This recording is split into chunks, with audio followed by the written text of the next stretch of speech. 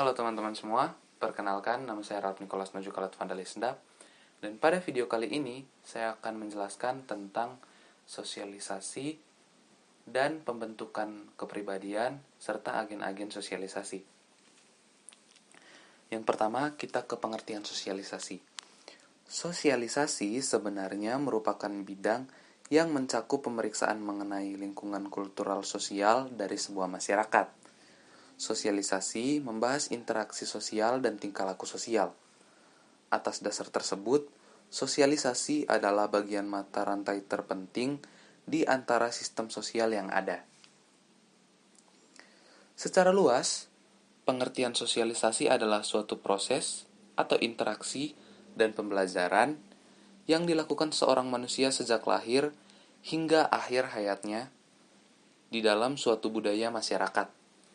Sedangkan pengertian sosialisasi secara sempit berarti sebuah proses pembelajaran dari manusia agar dapat mengenali lingkungan yang kelak akan ia hidupi, baik lingkungan fisik ataupun sosial. Dengan adanya proses sosialisasi, maka seseorang bisa mengetahui, memahami, sekaligus menjalankan hak dan kewajibannya berdasarkan peran, status masing-masing sesuai budaya masyarakat. Selanjutnya, dalam proses pengenalan hak dan kewajiban seorang manusia dewasa, setiap individu atau manusia perlu melakukan sosialisasi untuk mempelajari dan mengembangkan pola-pola perilaku sesuai bersama anggota masyarakat lainnya.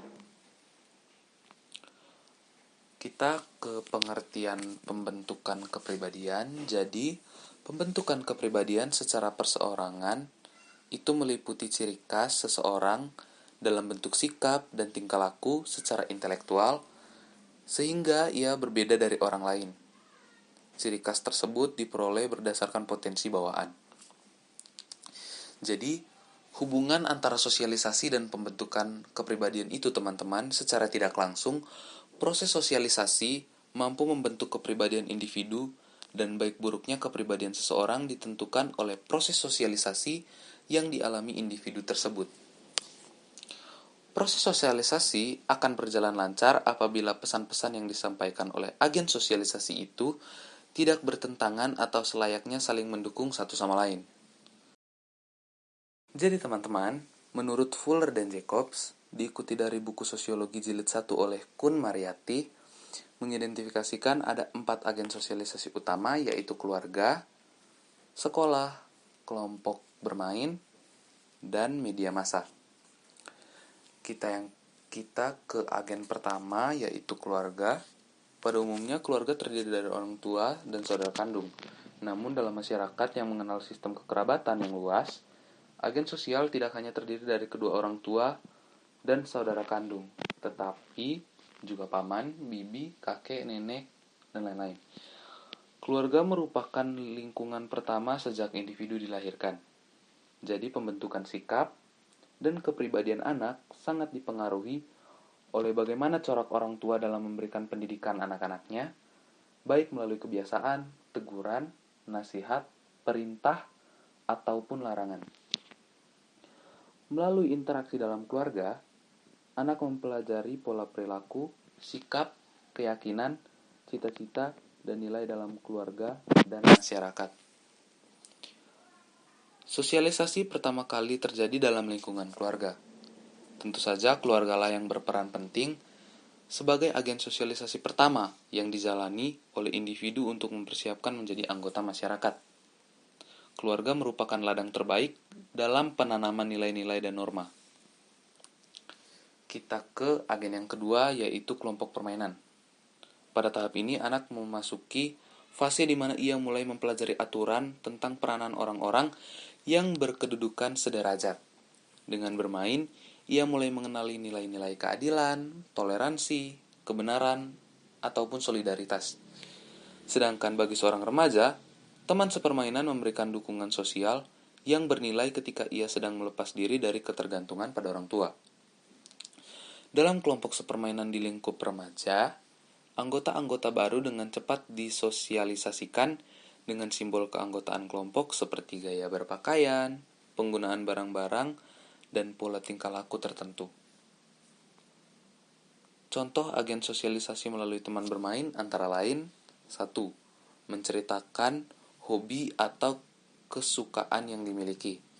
2. Menceritakan mainan dan kegiatan keseharian yang dilakukan.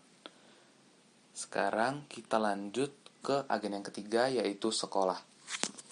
Sekolah tidak saja mengajarkan pengetahuan dan keterampilan yang bertujuan mempengaruhi perkembangan intelektual, tetapi juga menanamkan kemandirian, tanggung jawab, dan tata tertib. Aspek lainnya yang turut dipelajari di sekolah selain belajar cara membaca, menghitung, menulis, diantaranya kemandirian, prestasi, dan kekasan atau spesifik. Berikut contoh sosialisasi di lingkungan sekolah. Yang pertama, ada guru yang sedang mengajari muridnya. Yang kedua, seorang siswa yang sedang melakukan presentasi. Yang ketiga, sekelompok pelajar sekolah yang sedang mengerjakan tugas kelompok. Yang keempat, sekelompok orang yang sedang musyawarah untuk melaksanakan liburan akhir semester atau sering kita kenal studi tour atau tamasya. Jadi yang keempat itu ada agen dari media massa. Media massa merupakan bentuk komunikasi dan rekreasi yang menjangkau sejumlah besar orang. Media massa mempunyai dampak positif dan negatif bagi seseorang. Oleh karena itu, perlu adanya bimbingan dan pengawasan bagi seorang individu yang belum cukup umur ketika menggunakan media massa, agar terhindar dari pengaruh buruk di media massa. Media massa merupakan alat sosialisasi yang penting karena dapat membantu memberikan pengetahuan kepada masyarakat tentang nilai dan norma yang ada dalam masyarakat. Media massa seperti televisi, radio, surat kabar, majalah, tabloid, film dapat memberikan model dalam mencari kepribadian atau peranan jati dirinya. Yang kelima, di sini ada satu agen tambahan, yaitu agama. Terdapat 6 agama yang diakui dan berkembang di Indonesia, yaitu Katolik, Islam, Kristen, Hindu, Buddha, Konghucu. Setiap agama memiliki aturan dan tata cara tersendiri dalam beribadah karena setiap agama memiliki kepercayaannya masing-masing. Namun, pada dasarnya setiap agama mengajarkan kebaikan dan menanamkan perilaku yang sesuai dengan norma yang seharusnya. Ini merupakan alasan agama merupakan bagian dari agen sosialisasi. Agama tidak hanya berpengaruh pada aspek hubungan vertikal antara manusia dan Tuhannya, atau aspek religius dari kehidupan, tetapi juga berpengaruh pada aspek-aspek kehidupan lainnya, seperti ekonomi, sosial, dan budaya.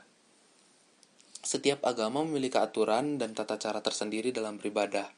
Namun, setiap agama mengajarkan kebaikan dan menanamkan perilaku yang sesuai dengan norma. Baik, itu saja video penjelasan dari saya.